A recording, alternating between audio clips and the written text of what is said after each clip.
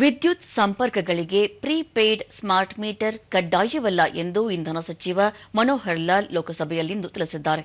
ಪ್ರಶ್ನೋತ್ತರ ವೇಳೆಯಲ್ಲಿ ಅವರು ಪ್ರೀಪೇಯ್ಡ್ ಸ್ಮಾರ್ಟ್ ಮೀಟರ್ ಆಯ್ಕೆಯಾಗಿದ್ದು ಇದನ್ನು ಕಡ್ಡಾಯಗೊಳಿಸಿಲ್ಲ. ಇವುಗಳ ಅಳವಡಿಕೆಯಿಂದ ಗ್ರಾಹಕರಿಗೆ ಮಾತ್ರವಲ್ಲದೆ ರಾಜ್ಯಗಳಿಗೆ ಮತ್ತು ವಿದ್ಯುತ್ ವಿತರಣಾ ಕಂಪನಿಗಳಿಗೆ ಲಾಭವಾಗಲಿದೆ. ಸಣ್ಣ ಮೊತ್ತದಿಂದಲೂ 5 ರಿಂದ 15 ದಿನಗಳಿಗೂ ಮೀಟರ್ ರೀಚಾರ್ಜ್ ಮಾಡಿಸಬಹುದಾಗಿದೆ. ಅಡುಗೆ ಮತ್ತಿತರ ಅಗತ್ಯತೆಗಳಿಗೆ ಹೆಚ್ಚಿನ ವಿದ್ಯುತ್ ಬಳಸಿದರೆ ಸಂಪರ್ಕ ಕಡಿತಗೊಳಿಸುವುದಿಲ್ಲ. ದೇಶದಲ್ಲಿ ಅಡುಗೆ ಅನಿಲ ಮತ್ತು ಪೆಟ್ರೋಲಿಯಂ ಪೂರೈಕೆ ಸಹಜ ಸ್ಥಿತಿಗೆ ಬರುತ್ತಿದೆ ಎಂದರು.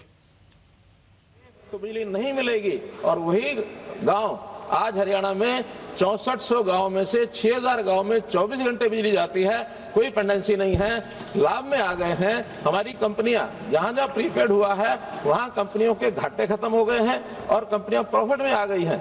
आखिर तो जो हमारी जो कंपनियां हैं वो कमर्शियल कंपनीज हैं, वो कोई सेवा का काम नहीं करते हैं. जितना बिल देंगे, जितना बिजली सप्लाई करेंगे उतना पैसा उनको लेना है.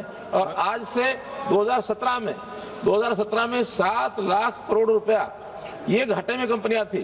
उस समय उदय स्कीम के अंतर्गत वो स्टेट्स ने एक प्रकार से टेक ओवर किया और उसके बॉन्ड जारी किए.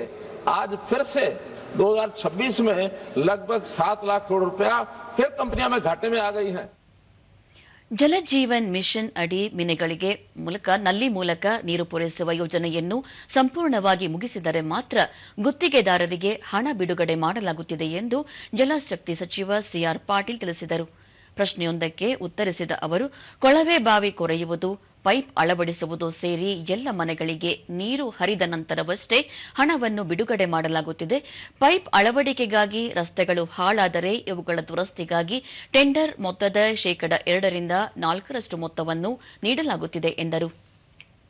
17,000 जो प्रश्न थे उसका निराकरण किया गया है. जो रोड के बारे में उन्होंने कहा में उसकी कंप्लेंट ज्यादा थी, मगर हम अपने प्रोजेक्ट में जो डीपीआर में 2 से 4% तक का पैसा रोड को रिपेयर करने के लिए, जहां से वो पाइप डालते हैं और रोड की खुदाई करते हैं, वो रिपेयर करने के लिए 2 से 4% पैसा टोटल प्रोजेक्ट का देता है. वो ऐसे भी बड़ी अमाउंट होती है और उसको भी पहले पूरा करें, यही हमने इसके अंदर एमओयू में आग्रह करके उसको आगे बढ़ा रहे हैं. धन्यवाद. ತಮಿಳುನಾಡಿನ ಮಧುರೈನಲ್ಲಿ ಅಂತಾರಾಷ್ಟೀಯ ವಿಮಾನ ನಿಲ್ದಾಣ ಸ್ಥಾಪನೆಗೆ ಸರ್ಕಾರ ಒಪ್ಪಿಗೆ ನೀಡಿದೆ ಎಂದು ನಾಗರಿಕ ವಿಮಾನಯಾನ ಖಾತೆ ಸಚಿವ ರಾಮ್ ಮೋಹನ್ ನಾಯ್ಡು ತಿಳಿಸಿದ್ದಾರೆ. ಪ್ರಶ್ನೆಯೊಂದಕ್ಕೆ ಉತ್ತರಿಸಿದ ಅವರು, ಅತ್ಯಾಧುನಿಕ ಸೌಲಭ್ಯಗಳೊಂದಿಗೆ ನಿರ್ಮಾಣಗೊಳ್ಳಲಿರುವ ಈ ವಿಮಾನ ನಿಲ್ದಾಣದಿಂದ ಮಧುರೈ ಪ್ರಾಂತ್ಯದ ಜನರಿಗೆ ಹೆಚ್ಚಿನ ಅನುಕೂಲವಾಗಲಿದೆ ಎಂದರು. ಹವಾಮಾನ ಪರಿಸ್ಥಿತಿ ತಿಳಿಯಲು ವಿಮಾನಯಾನ ಇಲಾಖೆ ಆಧುನಿಕ ವಿಧಾನಗಳನ್ನು ನಿರಂತರವಾಗಿ ಅಳವಡಿಸಿಕೊಳ್ಳುತ್ತಿದೆ. ಜಾಗತಿಕ ಮಾನದಂಡಗಳಿಗೆ ಅನುಸಾರ ವಿಮಾನಯಾನ ವಲಯದಲ್ಲಿ ಸುರಕ್ಷತಾ ಕ್ರಮಗಳನ್ನು ತೆಗೆದುಕೊಳ್ಳಲಾಗಿದೆ. ವೈಮಾನಿಕ ಸುರಕ್ಷತೆಯಲ್ಲಿ ಯಾವುದೇ ರಾಜಿ ಇಲ್ಲ. ವಿಮಾನಯಾನ ಅಂತಾರಾಷ್ಟೀಯ ವಿಷಯವಾಗಿದ್ದು ಎಲ್ಲ ದೇಶಗಳು ಸುರಕ್ಷತಾ ನಿಯಮಗಳನ್ನು ಏಕರೂಪವಾಗಿ ಪಾಲಿಸಬೇಕಾಗಿದೆ. ಭಾರತ ಈ ನೀತಿಗಳು, ಮಾರ್ಗಸೂಚಿಗಳು ಮತ್ತು ನಿಯಮಗಳನ್ನು ಸಂಪೂರ್ಣವಾಗಿ ಪಾಲಿಸುತ್ತಿದೆ ಎಂದು ತಿಳಿಸಿದರು. Within the airport itself and go for the international connectivity. This is another facility that this international airport status will provide for the people of Madurai, and our intention from the government is to encourage more and more international connectivity to Madurai airport.